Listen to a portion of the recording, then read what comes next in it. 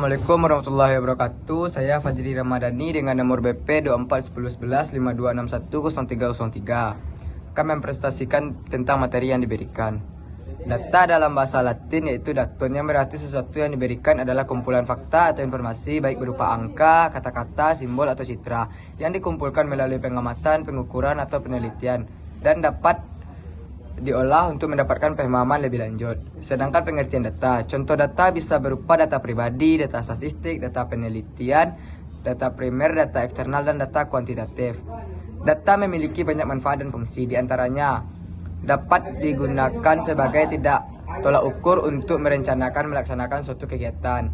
Dasar perencanaan, data dapat digunakan sebagai parameter dalam membuat perencanaan. Dasar pengambil keputusan, data dapat membantu membuat keputusan terbaik dalam menghadapi permasalahan tertentu. Bahan evaluasi, data dapat digunakan untuk mengevaluasi kegiatan, meningkatkan kualitas, dan mengidentifikasi area yang perlu ditingkatkan. Pedoman penelitian, data dapat dijadikan pedoman atau dasar suatu penelitian. Acuan implementasi, data dapat digunakan sebagai acuan dalam implementasi dalam suatu kegiatan.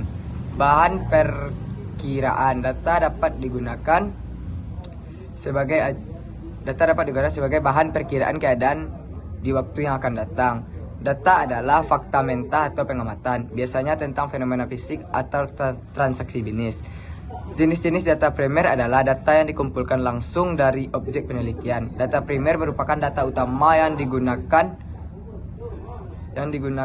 dari hasil observasi. Data sekunder adalah data yang diperoleh dari sumber lain, baik secara tidak langsung maupun pihak ketiga. Dari data sekunder dapat berupa administrasi kelembagaan. Data internal adalah data asli yang menggambarkan kondisi dan situasi suatu organisasi secara internal. Data ini dihasilkan melalui penelitian sendiri, bukan data dari orang lain. Jenis-jenis data eksternal meliputi data terbuka, data berbayar, data bersama, dan data web. Data terbuka, data yang dapat digunakan atau ditertibkan ulang tanpa izin atau batasan hak cipta. Tersedia untuk publik. Data berbayar, data yang diperoleh dari penyediaan data atau pasar data tersedia secara komersial atau biaya tertentu. Data cross-seksional adalah data yang dikumpulkan dalam satu waktu terhadap banyak individu. Data ini dapat dikumpulkan berdasarkan individu, antar negara, antar perusahaan, dan lainnya.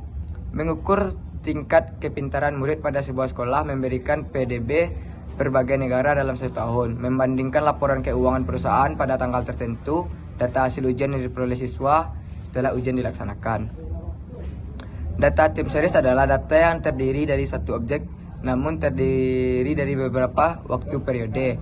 Data time series banyak digunakan dalam bidang non-stasioner seperti keuangan, retail, dan e-commerce.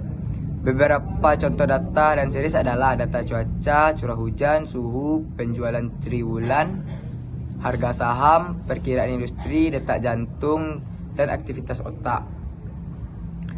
Jenis-jenis data kuantitatif adalah data diskrit, kontinu, ordinal, interval, dan rasio. Data diskrit, data yang hanya bisa dikelompokkan secara terpisah atau dibentuk dalam kategori-kategori.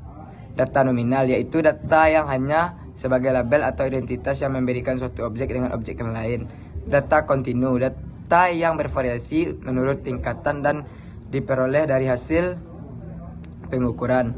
Data yang dibagi menjadi data ordinal, data interval, dan data rasio. Data ordinal, data yang berbentuk ranking atau peringkat, jarak jenjang antara dua angka yang berurutan selama. Data interval, dari hasil pengukuran ordinal yang memiliki jarak jenjang yang tetap, tidak memiliki nol mutlak, sehingga tidak bisa dikatakan 6 adalah 2 kali 3. Data kuantitatif adalah data yang tidak bisa diukur dengan angka. Data ini dapat berupa kata-kata, gambar, video, atau dokumen. Jenis-jenis data kualitatif adalah data verbal, data yang diperoleh dari wawancara, diskusi, atau transkrip percakapan. Data visual, data yang berupa gambar, video, atau foto. Data observasional, data yang diperoleh pengamatan langsung terhadap atau interaksi subjek penelitian, data dokumen artefak, data yang berupa seperti buku, harian surat, data naratif, data yang berupa cerita atau kisah yang disampaikan oleh objek penelitian. Oke, sekian saja. Assalamualaikum warahmatullahi wabarakatuh.